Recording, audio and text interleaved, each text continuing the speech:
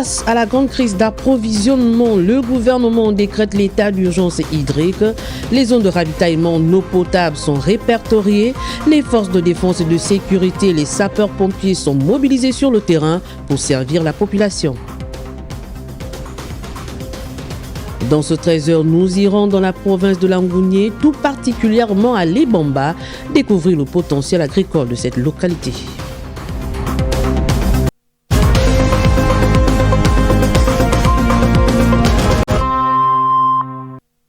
Merci de nous rejoindre sur les antennes de Gabon Première. Bonjour et bienvenue à tous. Le président de la République a accordé une audience hier matin au ministre tchadien en charge de l'eau, porteur d'un message personnel du maréchal Mahama Idriss Déby Itno, président de la République tchadienne. Une démarche diplomatique qui s'inscrit dans le cadre du renforcement des relations d'amitié et de coopération entre les deux États. Communication présidentielle. Au cours de cette audience, l'émissaire du président de la République du Tchad a remis au chef de l'État une invitation officielle à prendre part au forum sur l'eau organisé conjointement par la République du Tchad et la Banque mondiale N'Djamena et dont le thème est « De la vision à l'action ».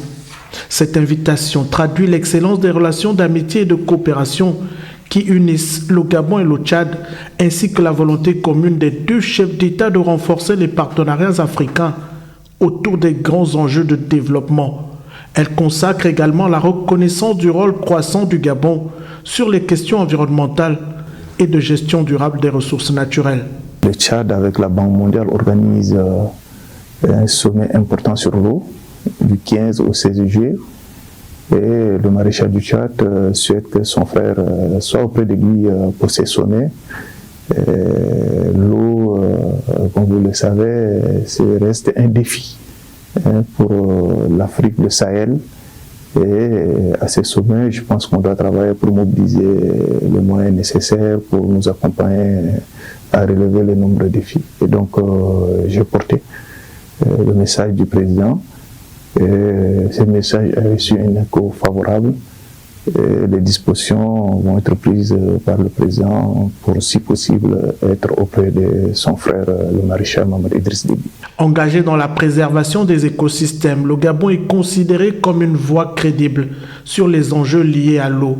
Une priorité qui s'inscrit pleinement dans la vision du président de la République pour qui l'accès à l'eau potable constitue le premier pilier de son projet de société au bénéfice des populations.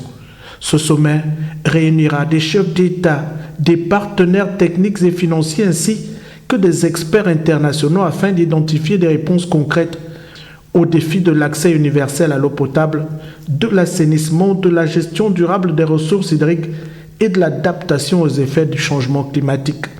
À travers cette invitation, Libreville et N'Djamena réaffirment la solidité de leur partenariat bilatéral et leur attachement à une diplomatie africaine fondée sur la solidarité, le partage d'expériences et la recherche de solutions communes aux grands défis du continent.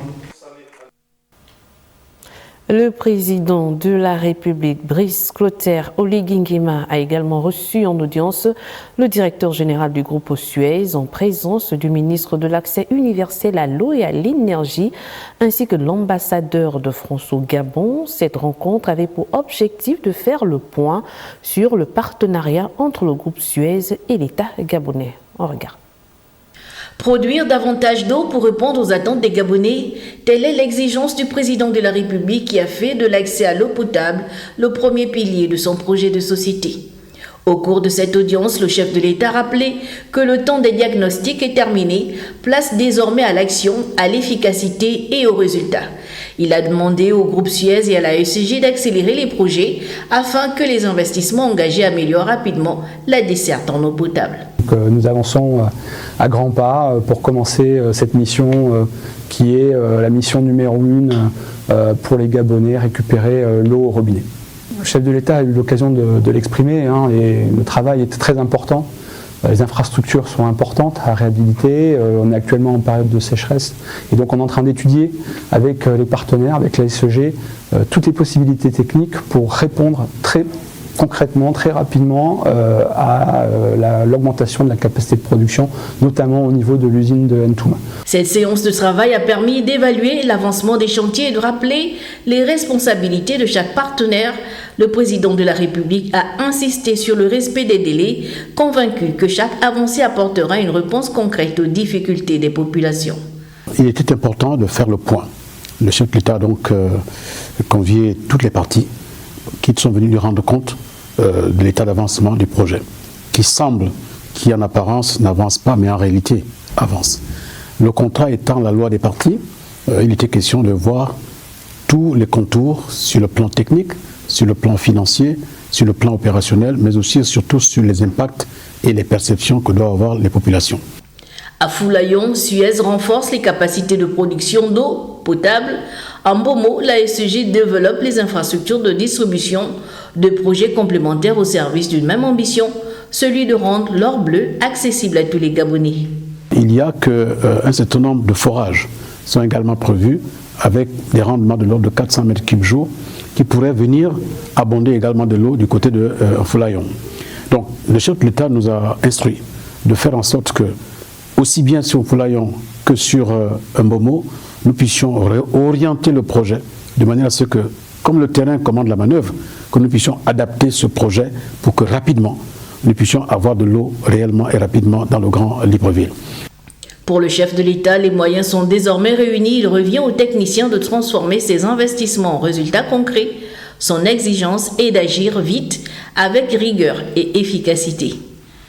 Et sur le plan tout à fait opérationnel, j'ai demandé à ce que dès samedi, toutes les équipes vont se rendre et en Bomo et en Foulayon pour que techniquement nous puissions convenir de ce qu'il faut orienter.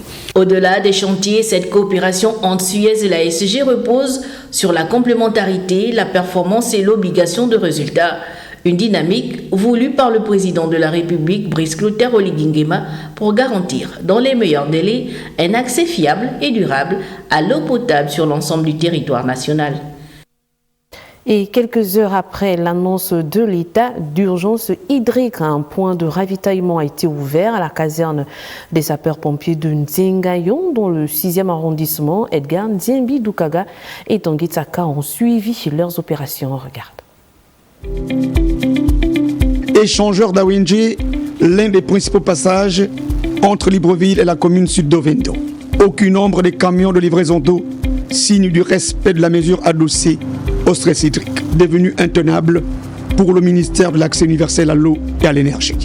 Le poste crise, installé à la caserne des sapeurs-pompiers de Zengayon et regroupant aussi l'unité du génie militaire, est à pied d'œuvre pour les opérations d'enregistrement des commandes, la préparation des bons de sortie et des quittances de paiement indispensables lors des livraisons.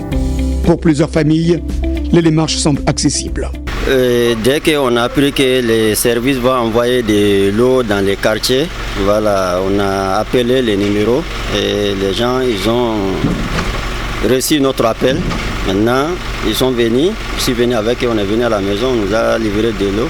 Le dispositif mobilise une trentaine de camions transportant entre 2000 et 5000 litres pour une dizaine de rotations chacun à la fin de la journée. Le génie militaire mobilise pour les grands axes des camions citernes livrant entre 30 000 et 50 000 litres. Seulement, l'ampleur des demandes et la difficulté d'accéder au numéro vert 18 a poussé les usagers de certains quartiers vers des pratiques discutables, avec d'autres conséquences, notamment la perte d'eau. Les gens de la SEG ont nous placé les compteurs. Quand ils placent ça, c'est fini. Ils ont dit qu'il n'y a pas l'eau dans les stèles. Voilà, on a quand même réussi à avoir une stèle que tout le monde, je peux dire que c'est tout le quartier qui se ravitaille ici là. Une partie de l'eau recueillie à ce point improvisé est vendue, notamment aux personnes âgées. Par ailleurs, certains livreurs disposant d'un agrément se disent victimes collatérales d'une mesure qui devait viser en priorité les opérateurs du secteur informel. Et face aux dérives du marché informel, le gouvernement a choisi une réponse sans précédent, décréter l'état d'urgence hydrique sur l'ensemble du pays, tarifs plafonnés, saisie de camions citernes et reprise en main de la distribution par l'État, une réponse forte qui suscite autant d'espoir que de questions. Kenny Kanga Boussamba, Yves Marien et Lagué Tito Mohamed. Pendant plusieurs années, des opérateurs privés ont assuré une grande partie de l'approvisionnement de ménages avec des tarifs souvent jugés exorbitants. Une situation incompatible avec le droit des populations à un accès abordable à l'eau potable. Pour mettre fin à ces pratiques, désormais, la distribution est assurée par l'État à coût réduit. Une décision qui trouve l'assentiment d'une partie de la population. Ce n'est pas mauvais, d'accord ? C'est une bonne mesure, mais ça ne règle pas le problème. Je suis là, à boulevard bien Tougué, juste fromager là, le long là. Vous avez de l'eau? Non. Ben, ce serait l'idéal peut-être d'essayer le numéro vert, le 18, pour voir si vous devez être... C'est envisageable, on verra. En ce moment, nous voulons tous de l'eau. On est obligé de prendre ce numéro-là pour appeler, au lieu de rester dans la souffrance à payer les cuves et tout qui coûte cher. On espère que ce nouveau processus se règle rapidement pour que tout le monde puisse avoir de l'eau. Toutefois, entre les délais d'attente pour la livraison, l'indisponibilité au bout du numéro vert et les difficultés d'approvisionnement, certains s'interrogent sur les capacités logistiques du nouveau dispositif, ainsi que l'origine de l'eau distribuée. L'initiative de faire intervenir les agents est louable, mais où est-ce viendra ce taux-là qu'on doit maintenant vendre à la population si déjà depuis un mois, nous n'avions plus de l'eau dans les ménages? Moi, j'ai payé mon compteur d'eau. Ça fait bientôt 2 ans. Ça ne vient jamais. Nous sommes obligés de prendre l'eau par-ci, par-là. Puis on a aussi un puits. C'est le puits là aussi qui nous aide à laver les habits. Si la lutte contre les circuits illégaux marque une volonté de rétablir l'autorité de l'État, elle devrait cependant s'accompagner d'investissements durables dans les infrastructures et d'une meilleure gouvernance pour garantir à terme un accès équitable et continu à cette ressource essentielle. L'état d'urgence décrété par les autorités gouvernementales, une mesure salutaire et un message fort du pouvoir de reprise en main du secteur de la distribution d'eau potable. Nous vous proposons l'analyse de la rédaction via la plume du Andinette Tungi. Regardez. Face au péril éminent qui accable plusieurs foyers du Grand Libreville en approvisionnement en eau potable, le pouvoir du bord de mer a décrété l'état d'urgence hydrique. Voilà plusieurs années que la carence du liquide précieux plonge les Gabonais dans un avenir qui présage moult incertitudes et qui mieux que le gouvernement pourra apporter des réponses concrètes à cette situation inconfortable. D'abord, le chef de l'État, dans une approche pédagogique et de proximité, était en face des personnels de la Société d'énergie et d'eau du Gabon, avec qui il s'entretenait durant plus de 3 heures de temps pour comprendre le fonctionnement, les réalités et les péripéties de cette entreprise désormais mal aimée par les Gabonais. Brice Clotaire Oligui Nguema veut à tout prix désenvoûter la SEG de ce vieux démon, lesquels ont pendant des années habité les corps de celles et ceux dont les fondements de principes de vie n'étaient guère bâtis sur des valeurs. Résultat, malversation financière, piratage du système informatique, réseau de trafic de compteurs, vol à répétition des compteurs d'eau, série sur le gâteau, et comme si cela n'en suffisait pas, des ingénieurs auraient clairement indiqué au président de la République que le manque d'eau dans les quartiers était dû à la poussée d'Archimède. Question: quel rapport existe-t-il entre cette formule et l'approvisionnement en eau potable? Est-ce l'inobservation de cette formule qui crée la pénurie d'eau dans les ménages? Ensuite, le pouvoir de Libreville, à travers cet état d'urgence, décide d'aller en guerre contre les trafiquants d'eau pour ainsi soulager les ménages de cette problématique. D'aucuns estiment que le succès de cette mesure va dépendre des réformes structurelles engagées au sein de la SEJ. Cette trajectoire d'action ouvre la mise en application d'une mercuriale de prix allant de 300 francs CFA à 3000 francs CFA, des montants qui sont logiquement à la portée de toutes les couches sociales, alors que dans un passé récent, la cuve de 1000 litres d'eau coûtait 10 000 francs CFA. Un recadrage qui manifestement démontre la volonté du gouvernement de reprendre la main dans ce secteur où certaines PME légalement établies cohabitaient parfaitement avec celles dites informelles. Enfin, l'état d'urgence hydrique a convoqué les forces de défense et de sécurité à faire valoir leur fil patriotique, car plusieurs de ces corps d'armée vont mobiliser leur logistique pour que les Gabonaises et Gabonais aient l'accès à l'eau. L'eau, ce liquide précieux, symbole de vie et pilier indispensable du projet de société du chef de l'État.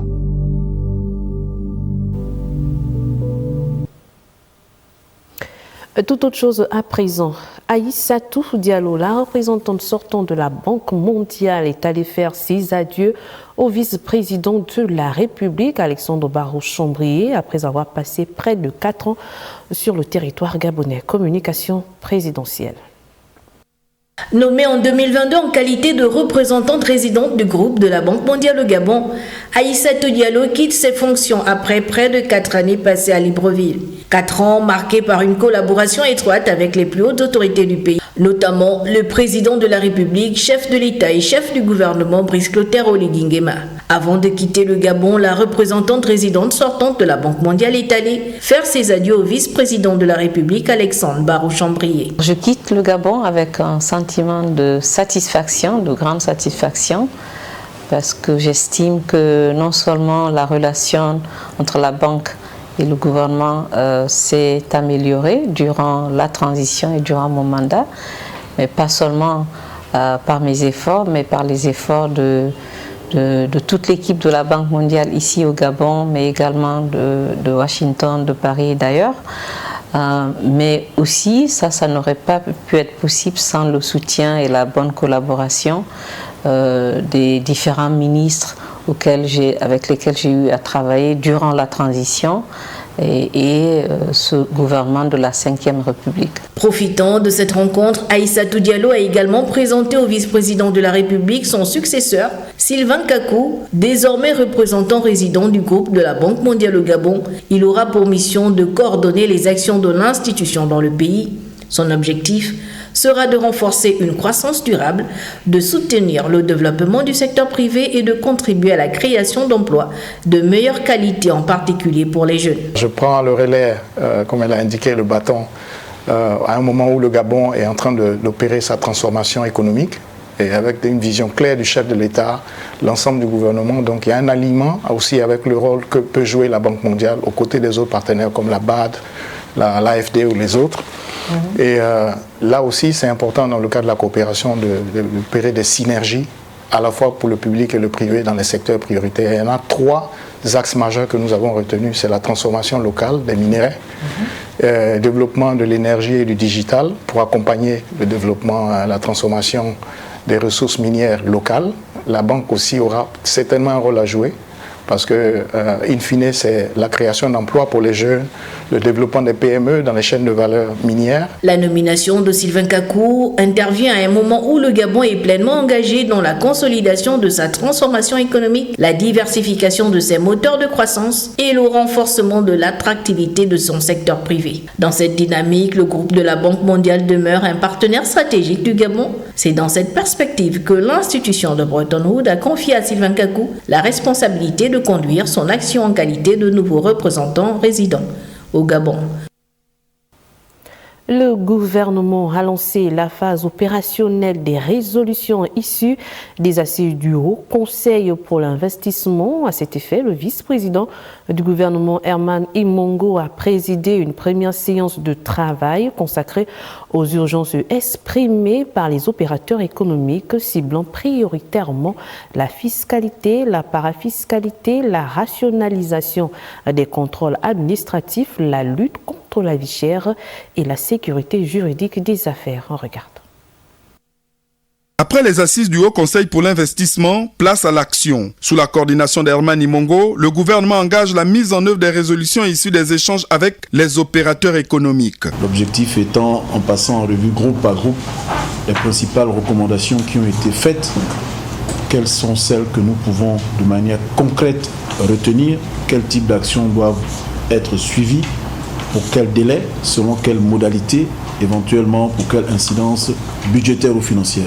Le gouvernement entend assurer un suivi rigoureux de l'exécution des résolutions adoptées lors des assises du Haut Conseil pour l'investissement. Objectif, respecter les délais fixés et traduire en actes les engagements pris avec les administrations sectorielles et les opérateurs économiques réunis au sein de la Fédération des entreprises du Gabon.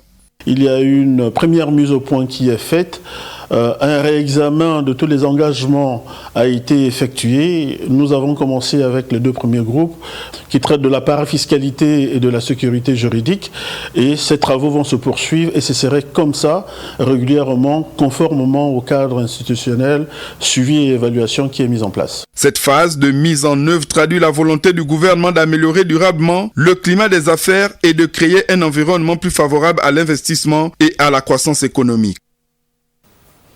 Après plusieurs années au service du renforcement des relations entre le Gabon et le Royaume-Uni, le diplomate britannique Simon Day a fait ses adieux au vice-président du gouvernement Herman Imungo, une audience qui a permis de dresser le bilan de la coopération entre Libreville et Londres. On retrouve Raymond Savo, Alain Serge et Yéné. En fin de mission diplomatique au Gabon, le haut-commissaire britannique auprès de la République gabonaise a fait ses adieux au vice-président du gouvernement. Nous avons parlé de comment on peut continuer à approfondir les liens entre les 2 pays. J'ai beaucoup de confiance dans l'avenir de votre pays et je vois un grand rôle pour le Royaume-Uni et le Commonwealth dans cet avenir. Le tête-à-tête entre les 2 hommes a permis de faire le point sur la coopération entre Libreville et Londres. Nous avons évoqué tout le progrès qu'on a fait ensemble dans les dernières 2 ans. Il y a la transition, où le Commonwealth était présent pour observer les élections. On a eu 2 délégations qui sont venues de Londres, y compris un ministre. Il y a sur l'environnement, où vos parcs, votre paysage, c'est vraiment magnifique. Il y a un énorme potentiel, notamment dans l'écotourisme. Et nous avons parlé de comment on peut continuer à approfondir les liens entre les 2 pays. Le développement du secteur agricole au Gabon avec l'appui du Royaume-Uni ainsi que le financement du crédit carbone ont également été au cœur des échanges entre Herman Imungo, le vice-président du gouvernement, et Simon Day. Il y a vraiment 4 secteurs. Il y a le secteur pétrolier, où il y a BP et Shell. Il y a le secteur minier, où il y a énormément de potentiel. Il y a les secteurs des services, comme Airtel, mais aussi d'autres sociétés qui veulent s'impliquer au Gabon, mais aussi l'importance de l'agriculture. Et à Chibanga, il y a une société britannique qui a des vaches, qui s'implique dans l'agriculture ici au Gabon, alignée avec la vision du chef d'État. Je crois qu'il y a énormément de potentiel pour le Gabon dans les crédits carbone. Au terme de cette audience, les 2 parties ont réaffirmé leur volonté de consolider une coopération dynamique au service des intérêts communs du Gabon et du Royaume-Uni. Le centre multisectoriel et d'enseignement professionnel d'Ongkok et la CETRAG ont officiellement signé une convention de partenariat, un accord qui ouvre une nouvelle perspective pour formation au métier ferroviaire. On parle avec Georges Kombila et Jean-Pierre Mouswami d'Etimbwe.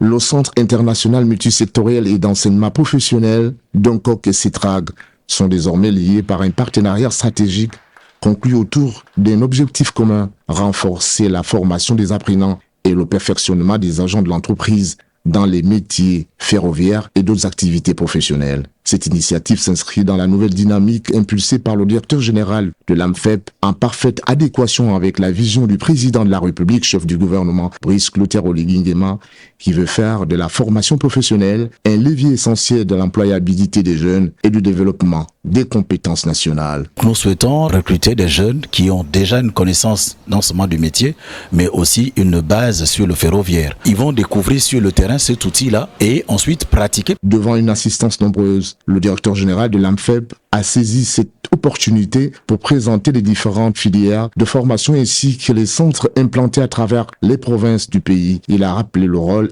déterminant de ces établissements dans l'insertion professionnelle des jeunes et dans la mise à disposition d'une main-d'œuvre qualifiée répondant aux besoins des entreprises. On est dans une logique aujourd'hui de former des nouveaux stagiaires à la carte. Donc ce partenariat permettra donc à CETRAG d'avoir une relation directe avec nous. À travers ce partenariat, le CIMFEP et la CETRAG affichent leur volonté commune de rapprocher davantage la formation des réalités du marché de l'emploi. L'objectif est de doter le secteur ferroviaire des compétences qualifiées tout en favorisant une meilleure insertion professionnelle des jeunes Gabonais. Les nouveaux PCA de l'IGIS et de Gabon 24 ont pris officiellement leurs fonctions, ceci au cours d'une cérémonie présidée par le ministre de la Communication et des Médias, Germain Biaoudjo. On fait le point avec Patrick Simongoy, Richard Evindi Mbumba et Dissorel Yakunda. Le ministre de la Communication et des Médias reconnaît au nom du gouvernement auquel il appartient la place stratégique de l'Institut gabonais de l'image et du son dans la promotion et la création cinématographique et audiovisuelle de notre patrimoine culturel. Le nouveau président du conseil d'administration de l'IGIS, Toussaint Obamnang, installé officiellement par le patron de la communication, succède à Régis Massimba, promu directeur général du groupe Gabon Télévision au terme de 5 années passées comme PCA de l'Institut gabonais de l'image et du son. Dans un contexte marqué par de profondes mutations du numérique et des industries culturelles, notre responsabilité collective est de renforcer la gouvernance de l'établissement, d'accompagner la direction générale dans ses missions. Dans un contexte marqué par les profondes mutations du numérique et des industries culturelles, le ministre Germain Biaoudjo a appelé les acteurs de l'IGIS à renforcer la gouvernance de l'institution conformément à la vision des plus hautes autorités du pays. Ça veut dire que la culture doit être au centre de la stratégie du développement de nos pays. Et le chef de l'État y met beaucoup d'importance. Je tiens à ce que le management horizontal soit au centre de la démarche. Mettre l'homme au centre. À la chaîne de télévision Gabon 24, le ministre de la Communication et des Médias y est allé accomplir le même rituel en installant dans ses nouvelles fonctions Jean-Robert Helmut Mouchinga Boulingui, nouveau PCA de ce groupe aux grandes ambitions. Sous ce contexte de nouveauté, dans la chaîne managériale de Gabon 24, l'urgence des recours à la pédagogie administrative est plus que nécessaire pour aider à rassurer. Les orientations du ministre Germain Biaoudjo. Humblement, Monsieur le Président, le conseil d'administration veille à l'application des grandes orientations issues d'un conseil d'administration, de la politique générale, des grands arbitrages, et le directeur général, ou bien la direction générale, assure le management quotidien et la mise en œuvre des orientations. Au moment où Gabon 24 s'impose avec dynamisme comme média de conquête et de rayonnement international du Gabon, le ministre de la Communication a renvoyé le nouveau PCA du haut de ses 37 ans d'expérience à l'exercice de ses fonctions. La cérémonie d'installation des promus des entités sous tutelle nommées lors du Conseil des ministres du 25 juin a permis justement au ministre de la Communication de revenir sur les tâches assignées à chacun conformément au narratif du gouvernement, aux missions de service public et des médias des temps. Retrouve Patrick Simongoy, Richard Invindi Mbumba et Disorel Yakunda. C'est un discours de la méthode que le ministre de la Communication et des Médias a tenu devant les promus de Radio Gabon et du groupe Gabon Télévision.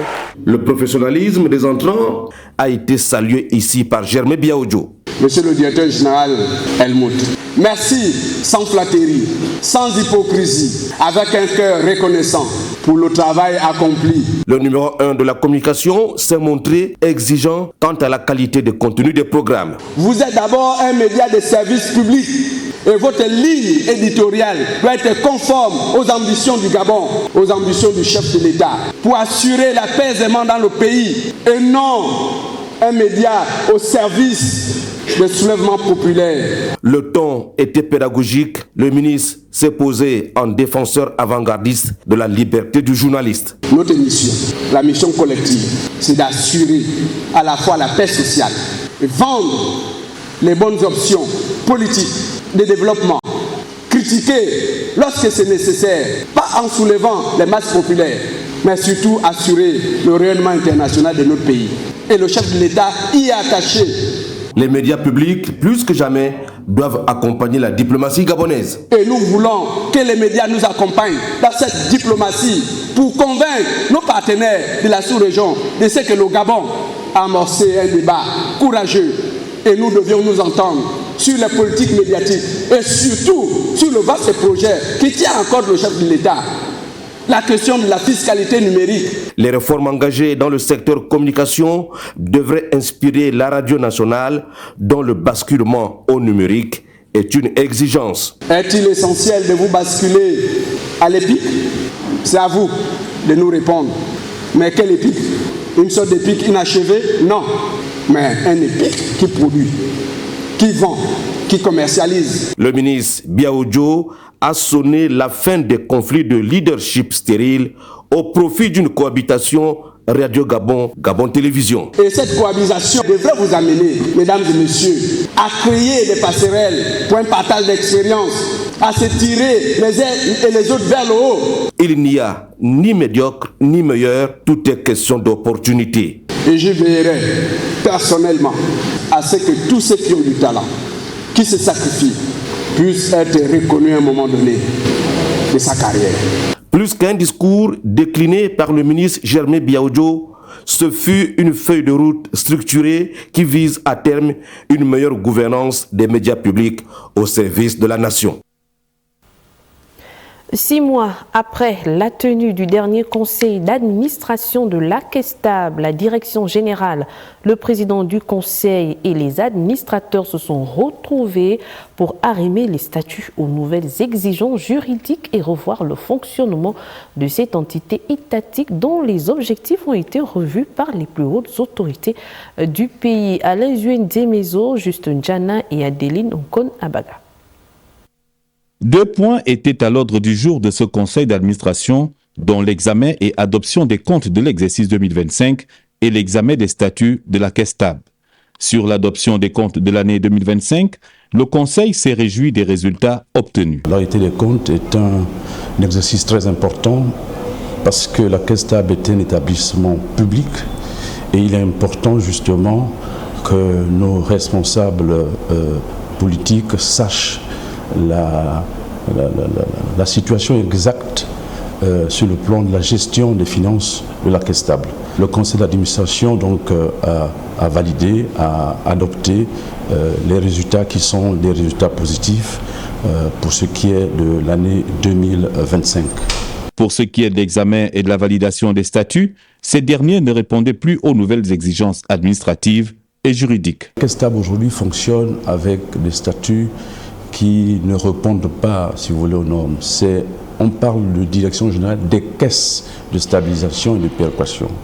Aujourd'hui, c'est des décrets qui ont été pris. Il y avait plusieurs caisses, la caisse des hydrocarbures, la caisse cacao, la caisse café, etc. etc. Donc, c'est des textes qui sont caducs pour des raisons de fonctionnement correct. On passe à une seule caisse.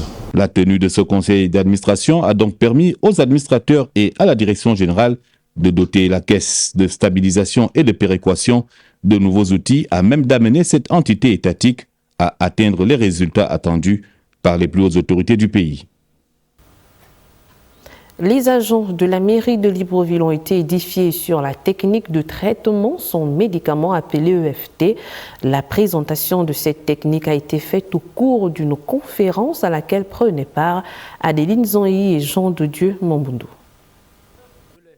Découvert par l'Américain David Gregg en 1980, l'EFT, cette technique de traitement sans médicaments basée sur l'acupuncture chinoise sans aiguille, est une technique de guérison alternative complémentaire à la médecine moderne et traditionnelle. EFT signifie Emotional Freedom Techniques ou technique de libération émotionnelle. Chaque fois qu'on tapote une partie du corps, il y a un organe au niveau du corps qui est complètement stimulé. Ainsi, vous allez, la peur, vous la détruisez, les maux de tête, vous les détruisez, la honte, vous l'enlevez, ainsi de suite. Cette technique de traitement a été présentée aux agents de l'hôtel de ville avec des exercices pratiques. Nous avons appris à travers l'exposé qu'on peut être guéri de certaines émotions telles que le stress, la peur. Et à la suite, il y a eu des exercices pratiques. Qui ont vraiment marché parce que certains parmi nous sont entrés dans la salle avec des douleurs et d'autres stressés. Et vous savez, nous sommes dans un milieu professionnel, il y a beaucoup de pression, et ça nous a fait du bien. Il faut dire que cette médecine psychocorporelle apaise le système nerveux et intègre la prise de conscience. Je vous l'annonce en titre, place à présent à la découverte des immenses potentialités agricoles de l'Ibamba dans la province de Langounié, chef-lieu du département de la Lweti-Wanou. On regarde. Au cœur de Langounié, l'Ibamba s'impose comme l'un des principaux bassins agricoles du sud du Gabon. Ici, la nature réunit toutes les conditions nécessaires au développement de diverses cultures, offrant un potentiel de production considérable. Le choix de la Lweti-Wanou n'est pas fortuit. Il ne pourrait d'ailleurs en être autrement quand nous examinons tous nos atouts, nos potentialités, notamment la fertilité du sol, les conditions climatiques propices, le dynamisme des agriculteurs qui peuvent contribuer à la diversification de l'économie nationale et au renforcement de la sécurité alimentaire et nutritionnelle. L'opérationnalisation de ces techniques conjuguée à la récente remise d'équipements aux producteurs locaux marque une étape décisive dans la transformation du secteur. Cette nouvelle dynamique favorise la modernisation des méthodes de production, l'amélioration des rendements et la réduction de la pénibilité du travail dans les exploitations. L'ensemble des apprenants du dit établissement en général et les 18 stagiaires en particulier souhaitent saisir cette opportunité pour exprimer notre satisfaction en lien avec la parcelle de démonstration et d'apprentissage. Un outil pédagogique nécessaire qui nous a permis de concilier les connaissances théoriques et les connaissances pratiques. Pour les autorités et leurs partenaires, l'ambition est claire, accroître durablement les revenus des producteurs, stimuler la production nationale et réduire progressivement la dépendance du Gabon aux importations alimentaires. Je veux ici établir un lien clair, car notre action ne se conçoit qu'en parfaite cohérence avec les orientations de son Excellence, le Président de la République, M. Brice Clotaire Oligui Nguema, chef de l'État, qui a fait de la souveraineté alimentaire un axe majeur de son programme et de la transformation du Gabon. Sa vision que, je cite, « produire localement ce que nous consommons, réduire nos dépendances aux importations, créer de la richesse et des emplois dans notre territoire et redonner à la jeunesse gabonaise le goût de la terre ». Plus qu'un simple bassin de production, l'Ibamba confirme son statut de véritable pôle agricole du sud du Gabon. Une terre de promesses où se construit au fil des saisons une agriculture plus moderne, plus performante, plus résiliente et résolument tournée vers la souveraineté alimentaire. Voilà, c'est tout pour ce 13h. Merci à vous de l'avoir suivi. Excellent début de week-end sur les antennes de Gabon Première. Au revoir.